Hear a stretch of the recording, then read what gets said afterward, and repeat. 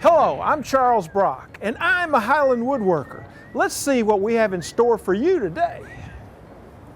This time on the Highland Woodworker, woodworking in America. I thought it was great. It was a lot of fun. Wow. At about the time it would take to watch the morning weather, we have put a perfect cutting edge on that tool. Popular Woodworking's Matthew T. gives us a guided tour, then a quick tip on sharpening your scraper. And then these are hollowed out. Those are hollowed out like the inside of a rhubarb stalk. All organic. All organic. That's the Craig Nut way. That is. Organic woodworking at its finest. Meet the master behind these colorful creations. Bert the wood expert, his topic is exotics. What you need to know about these imported woods. Get an edge on your next project. The importance of a good set of chisels. All of this and more, this time on the Highland Woodworker. The Highland Woodworker is brought to you by Highland Woodworking. Fine tools delivered to your door since 1978. This portion of the Highland Woodworker is presented by Forest Manufacturing. Saw blades for smooth, quiet, precise cuts, guaranteed. Masterpiece Wood Finishes, helping you build beautiful furniture. Gorilla Glue for the toughest jobs on planet Earth. And by Popular Woodworking magazine. I'm at Highland Woodworking in Atlanta, Georgia. This is like Disneyland for a woodworker. They've got all the tools and classes and a great staff to help you with your next project. Popular Woodworking has an event called Woodworking in America. It's an event so big that woodworkers of all levels get together for fun and learning. Let's go see.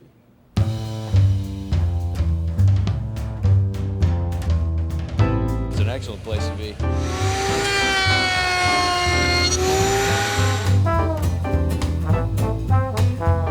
It's great. I've traveled a long ways to come see some of the best builders and tool makers and learn a lot about some hand tools. So if you clamp it, the bench is going to go before your workpiece goes. I come for the people more than the woodworking, but I really enjoy it. About 7 minutes ago, I beat that with a hatchet. At about the time it would take to watch the morning weather, we have put a perfect cutting edge on that tool.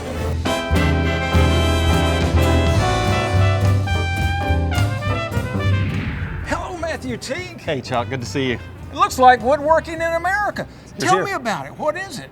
Woodworking in America, we started this show about 5 years ago. It started out primarily as a hand tool woodworking show, and I think the first one sold out in about 2 or 3 weeks. And over the years, we've done more shows, and the show's gotten bigger every year. Now it includes some power tool woodworking, and it just keeps getting bigger and a stronger show. We've got a lot of exhibitors on the marketplace, and then upstairs we've got some of the best instructors out there teaching. So there's Roy Underhill, Frank Klaus, Curtis Buchanan's building a Windsor chair, a little bit of everything. And it's nice here because you can actually get your hands on the tools and use them, which you can't always do in a catalog. Matt, you got everything here. Yeah, that's what I love about the show. There is a little bit of everything here and a lot of new tools every year. Only thing I like as well, or possibly better than new tools, though, are old tools. So this is kind of my weak spot over here. The everlasting chisels. I saw these yesterday, and these are, I just love these things. Some of the when classics. when I see a bucket of these, I know I'm gonna have to get my wallet out before I leave. This isn't a collection, this is an illness. This is just stuff that I buy and sell. It started out as a collection, but ultimately it led to buying and selling so I could buy more for my collection and for restoring my house that I took apart and put back up, and it's a long story. You don't have enough time. So in this part of the hall, we have a number of different classrooms and over a dozen instructors. At any one time, there are at least a half dozen classes going on, so you can find something you'll like. And you can see here Adam Cherubini, who writes our Arts and Mysteries column, does all hand tool woodworking. He's teaching right now 18th century tricks of the trade. What's a real quick trick? I have a great trick. This is my mortise and gauge. I made it myself. It's a fun weekend project. And as you can see, it has 4 sets of double pins that marks out the tenon or mortise. Each of these has been filed to match one of the chisels in my set. So I never have to adjust the pin spacing. I just move the arm back and forth to set where I need to be. Let's see, sorry about that. So you can slide the head back and forth to get just where you want to be. You can mark any one of those widths of mortises you want.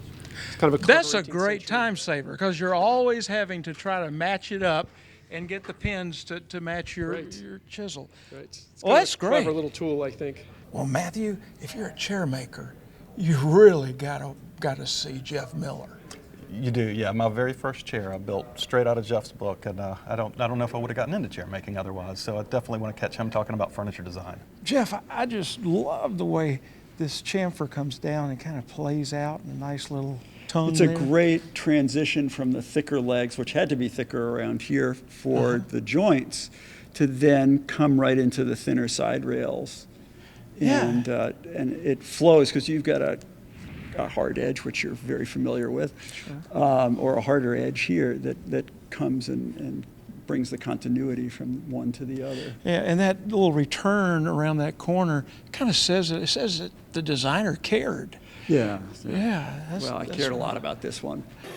I'm starting to see sawdust everywhere. I understand there's a hand tool Olympics.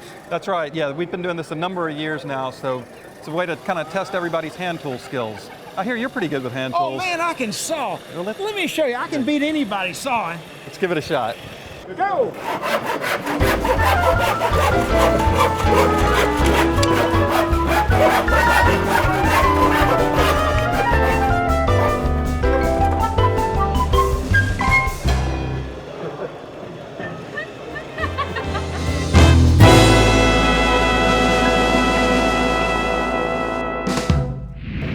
Well, Matt, I thoroughly enjoyed woodworking in America. I mean, and right here, we've got all the DVDs and books from shopwoodworking.com and Popular Woodworking magazine. Thank you so much. Well, thanks for coming. We enjoyed having you. Hopefully you'll come back next year. Next year? Anything special for next year? There will be a lot special. We are in the process of scouting a couple places. Not sure where it's going to be, but that'll be up on our website soon at popularwoodworking.com.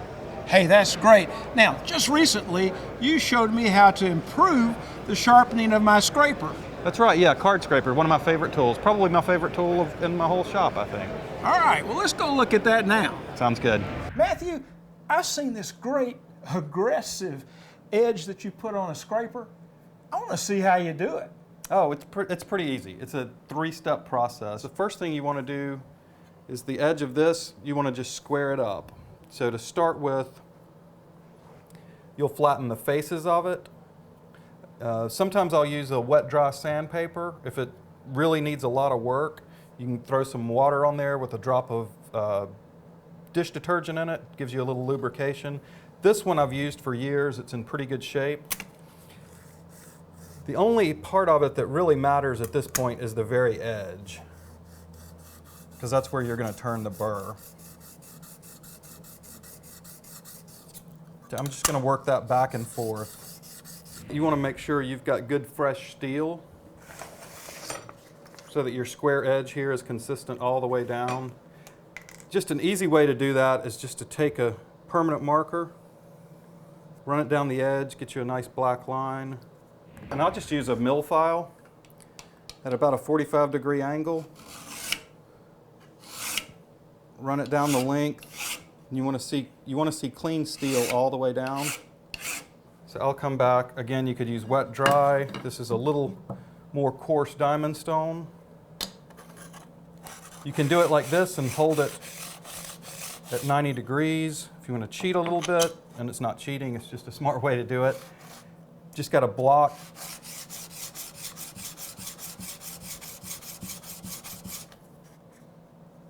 Yeah, you can feel it's just getting a little smoother on that edge.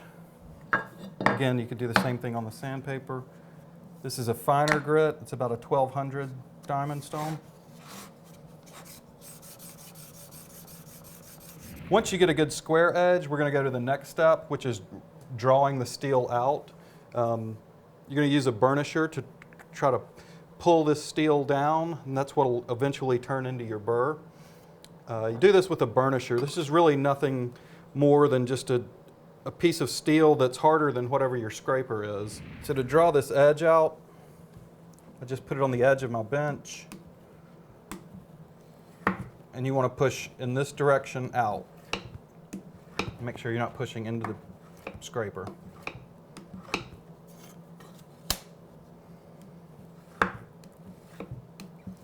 Matthew, is now the time to turn the burr? It is, yeah. Once you've got a nice edge and the steel has been drawn out, you're going to want to take that and kind of turn it over the side, and you'll do that with the burnisher.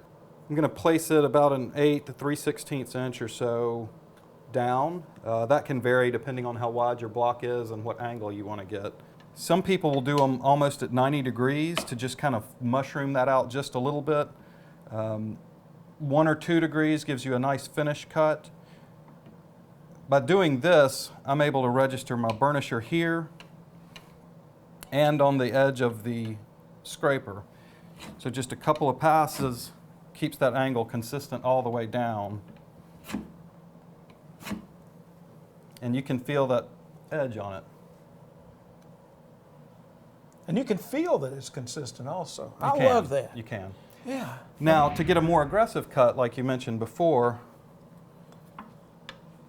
I also like to turn a more aggressive angle burr on this one. So I'll take the same burnisher, register the handle just against my workbench, and push down.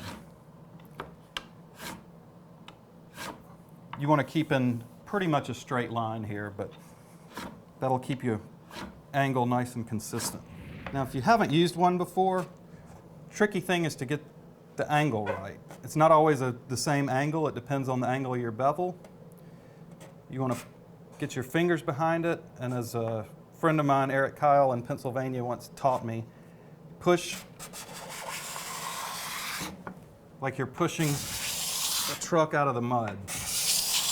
Well, that's great. And you've got a refrigerator magnet there? What's Yeah, that for? well, you're cutting, and this steel gets really hot as you're cutting. It'll blister your fingers. It will even with this on, but it gives you a few more passes. Well, that's just outstanding. Look at those shavings. And very consistent surface, too. It is. You should be able to go straight from this to finishing. I can't wait to get back in my shop and try what you taught me today. Thank you so much, Matthew. Great. Thank you, Chuck. Coming up next on the Highland Woodworker, Bert the Wood Expert goes international. Why exotic wood might do your next project some good. Chisels, getting the most out of these cutting-edge tools. Then, Craig Nutt, from fine furniture to veggie tables. Spend a moment with this imaginative master. You're watching the Highland Woodworker. Masterpiece Wood Finish is a special 3-part oil and wax system designed to enhance the beauty of wood. It's easy to apply, maintain, and repair. Applying several coats of the base coat, mid coat, and top coat to a prepared wood surface will create a finish that will make a craftsman smile. I helped develop Masterpiece Wood Finish, not just for your masterpiece, but mine too.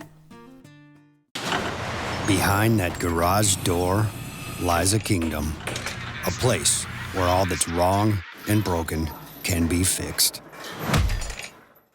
Armed with Gorilla Glue, imagination, and some elbow grease, there's nothing that can't be built, created, or repaired. Your kingdom awaits. Gorilla. For the toughest jobs on planet Earth, visit GorillaGlue.com. Highland Woodworking has been a leader in woodworking education for over 30 years. They offer all kinds of woodworking classes year-round, ranging from how to hand-cut dovetails and mortises, to how to sharpen a plane or a chisel, how to build a cabinet, a chair, or a bookcase, or how to turn a wooden bowl. There are classes on wood finishing, French polishing, and even antique furniture restoration. For a list of upcoming classes that may interest you, go to HighlandWoodworking.com. This portion of the Highland Woodworker is presented by Whiteside Machine Company. Top quality, industrial grade, American made.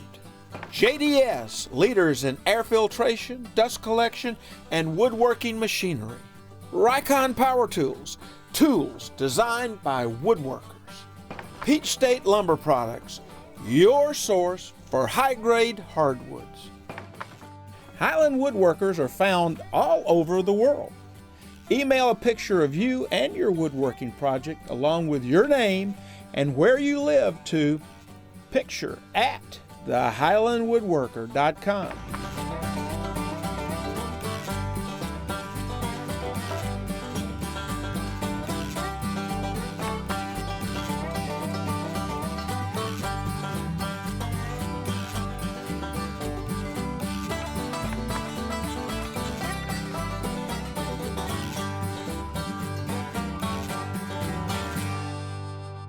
I'm in the wood room at Highland Woodworking, and I'm considering using an exotic hardwood for my next project. Let's go talk to Bert, the wood expert at Peach State Lumber, and we'll find out all we need to know. Bert, I wanted to find out about exotic woods, exotic hardwoods. Can you tell me about them? I sure can. We have 3 of our more popular ones right here. As far as exotics go, that refers to anything grown outside of North America. Primarily Africa and South America are 2 big producers of the so-called exotics. All right, so this is Cocobolo. It sure is. Some of the characteristics of Cocobolo, some people are extremely allergic to it, so I would advise some caution if you're not sure about that. We're going to find out in just a minute. It is a very hard, heavy, and strong wood. It typically comes in short lengths and somewhat narrow. The color can vary greatly from orange to red to purple. It grows mostly on the Pacific coast of South America all the way up to Mexico. And it's beautiful. It sure is. It's actually what they call a musical wood. It produces a tone effect when struck on the ground or something like that, so a lot of musical people do like it. You know, it kind of looks like it belongs maybe in the rosewood family? It is. It's actually one of the true South American rosewoods. Now, rosewood is a real general term. There are literally, hundreds of different types of rosewood. What is this dark brown and black wood? This is wingi. This comes out of the western part of Africa. It's characterized by a really, like you said, a really black followed by brown in there. It's in the family similar to a wood called panga panga. But one of the characteristics of this, it's very splintery. You really have to watch the splinters on this. It has to be sanded really good. It has to be worked with a sharp tool. All of these woods are very heavy and hard. It does machine well, and it's also characterized by quarter sawn and plane sawn, much like our white oak. What do people use the wingi for? One of my customers that uses most of this builds countertops out of it. You can use wingi for just about anything, as long as you're willing to work with it. It comes in very good sizes, very good lengths. 4/4 and 8/4 primarily are the 2 thicknesses. And it's a beautiful wood. It definitely has a place, unlike any of your domestic hardwoods, as it's a very consistent, dark black, slightly brown color. We've got another wood over here that's more of a reddish color. Do you want to tell me about it? This is actually bubinga, also out of Africa. It's one of our more popular exotics. It's one of my personal favorites too. A lot of people refer to bubinga as African rosewood. However, it is not in the rosewood family. It just looks like it belongs. It is extremely hard. It does work easily. It polishes very well. It machines very well. As far as the exotics go, it's probably one of the easier ones to work with. Thank you so much, Bert. All right, thanks for coming. About 35 years ago, I started woodworking, and I needed some good chisels. Chisels, especially beveled edge chisels, are used for paring and for fitting joints and for cleaning up all kinds of surfaces. They're just your workhorse at your workbench. all you need to do if you get a good set of chisels is to get yourself a leather strop for honing and something to charge it with that has a nice abrasive in it. And I like to use Flex Cut Gold, but there are some other great choices out there too. Just rub a little bit on there, and then you're going to work that secondary bevel. This is a primary bevel here, and you're going to lift it up just a little bit off that bevel and lightly strop that edge, making that secondary bevel. If you push down too hard, you're going to round it over. But I'm preparing this chisel to do that cutting. Now, on Narex chisels, you've got great value, very good edge retention, and you've got a wooden handle that can be used for striking, and a bolster here to keep it from blowing apart if you have to strike it real hard. And once you get that edge honed, you're ready to go. Now, Narex chisels come in this great set. There's a set of 6 here in a box, and that'll keep your edges protected too. Once you get them nice and honed, you'll want to protect them so that you can pick it up and know it's ready to cut every time. And if you decide you want to do some mortising, these will work well for light mortising, but Narex also makes a chisel that has no bevels on the side. It's just a tough guy, and it's made to mortise.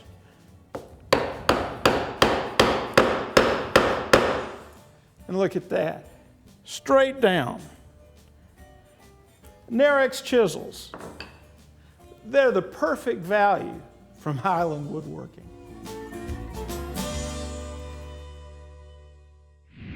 Still ahead, you've heard of the Concord, but have you heard of the Corncord? You're watching the Highland Woodworker.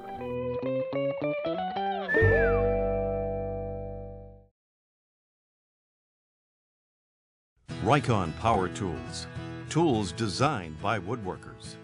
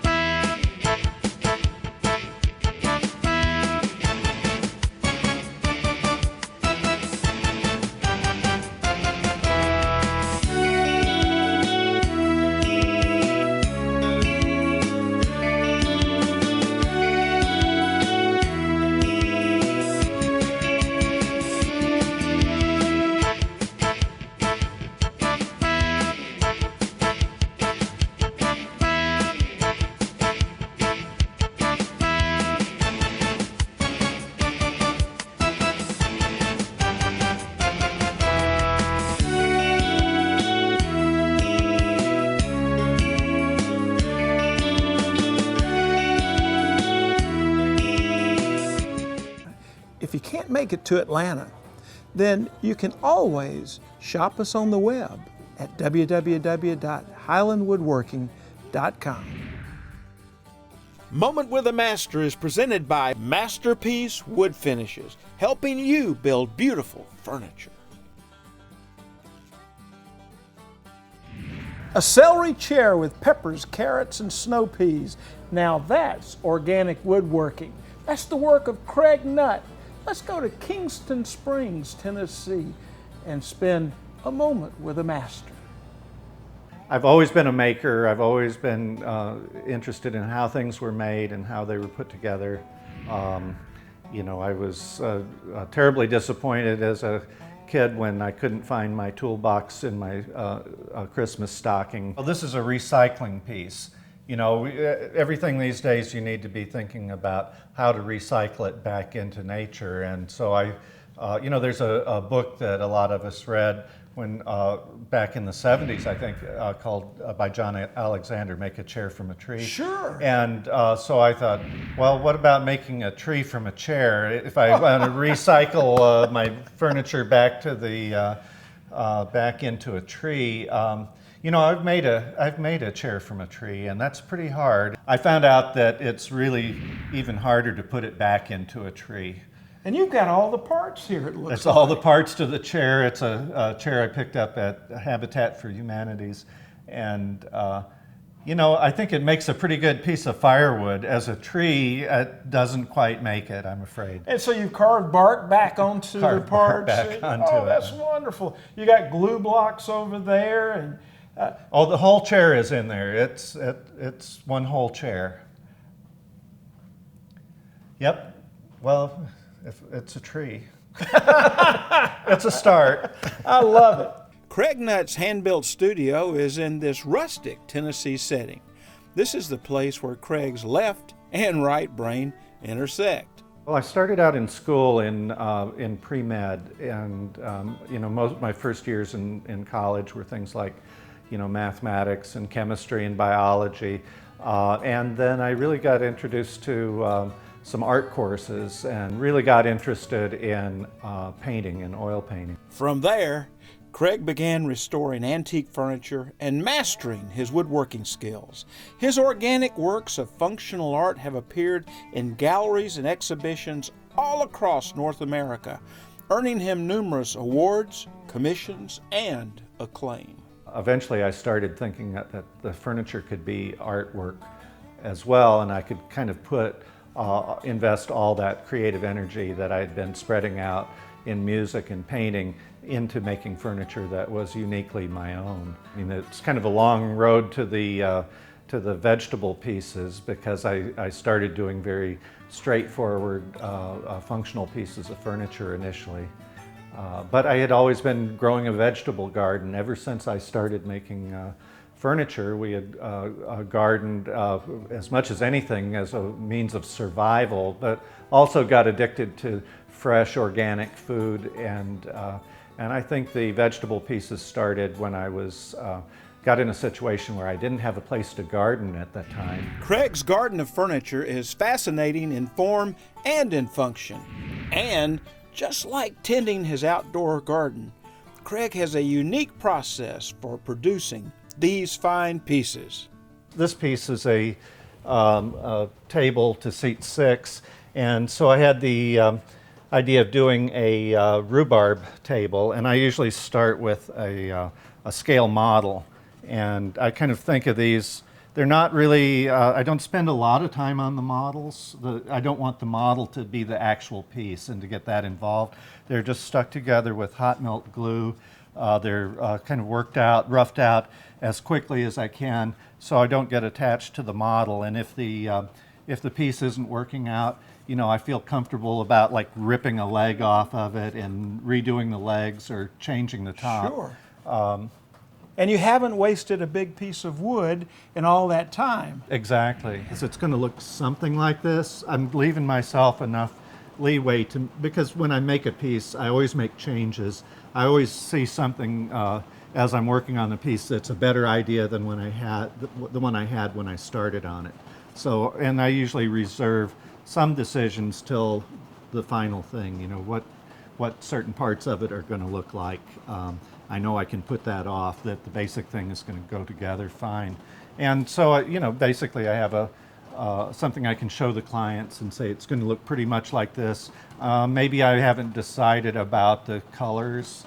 So, you know, like up here on the board, I might do color studies. What would this look like with rhubarb stalks or charred? What if I put veins in the top?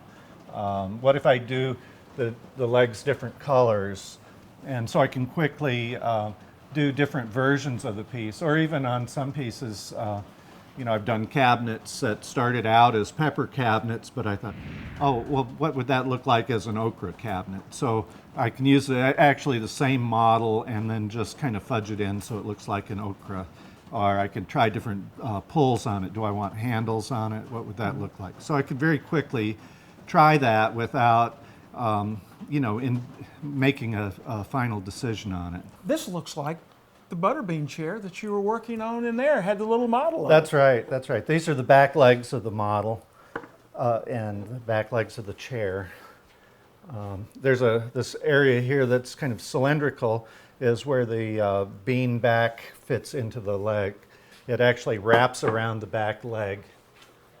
Here's one of the beans. I see. So that fits around it this way, and then the upholstery fits in that way. Well, that's just marvelous. Now, how do you arrive at such a nice sweep here? Is there a lot of work involved in that? Well, there is. The legs are steam bent first to get the to rough out the curve, and then they're sawn and shaped. The joints are cut before the shaping starts. And these ones actually, I normally would use a mortise and tenon joint, but this joins into a bent apron.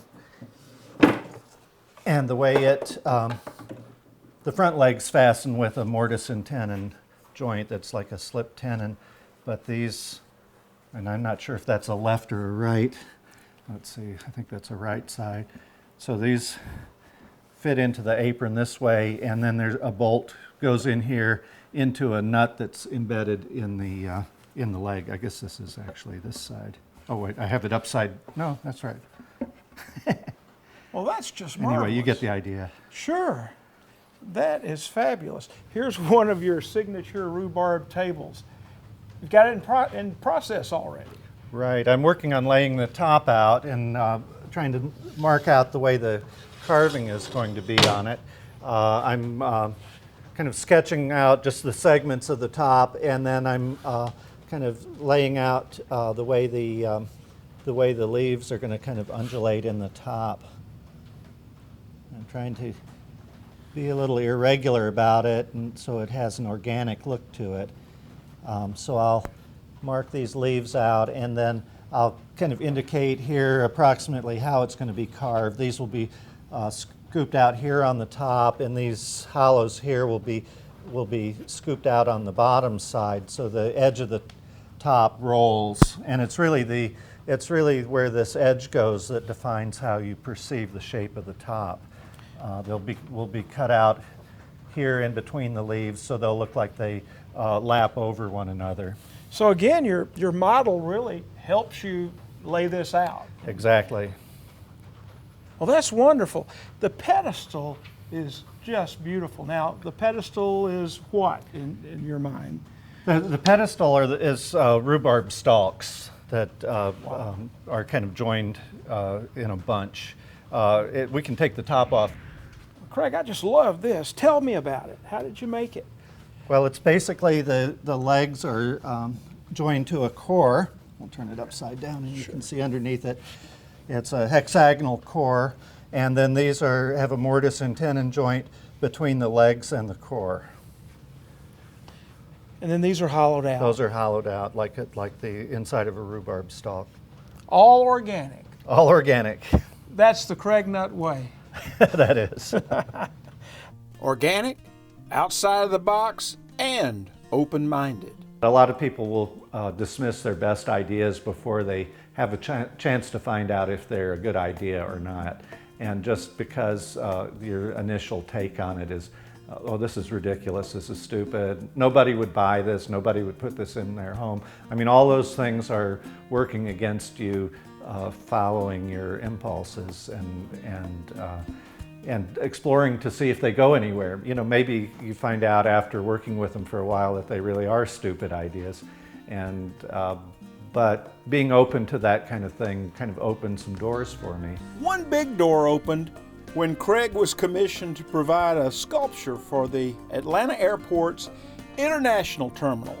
Craig's corny idea had wings, or should I say shucks in this case. The corncord is about 10 feet long, and it has a 10-foot shuck span. It's made out of tulip poplar painted with oil paints. You know, I don't know exactly how much it weighs. It's probably not as heavy as it looks, maybe 150 pounds, I guess. What eye-catching project Craig will build next is always up in the air, but it's his philosophy on his work that keeps him grounded as a master craftsman. It occurred to me that that we were building things, we were making things that were made not to last, and we were building a planet that was made not to last. And if I could make pieces as though they were going to last for generations, maybe that value might catch on. And you know, even though I didn't have any reason to believe that anybody cared if I made anything that lasted, I think when you make something that's well made, it communicates something, and it communicates something about what I think is an ethic of craftsmanship, which is about making a world that is worth taking into another generation.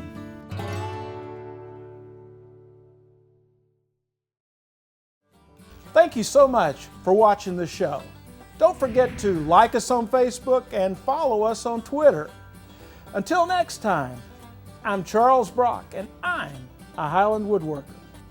Improve your woodworking experience. Sign up for Wood News Online, a monthly newsletter showcasing the latest news, tips, and classes Highland Woodworking has to offer.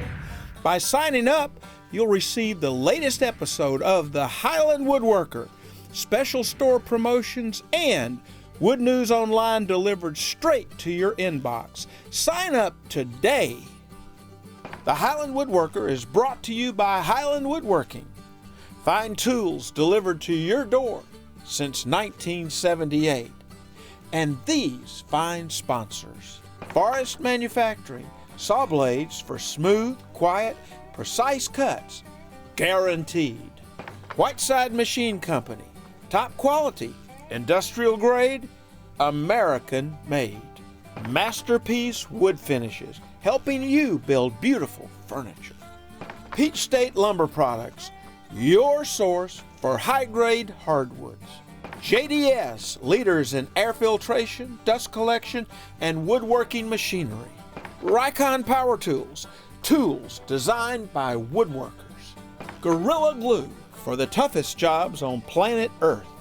And by Popular Woodworking Magazine.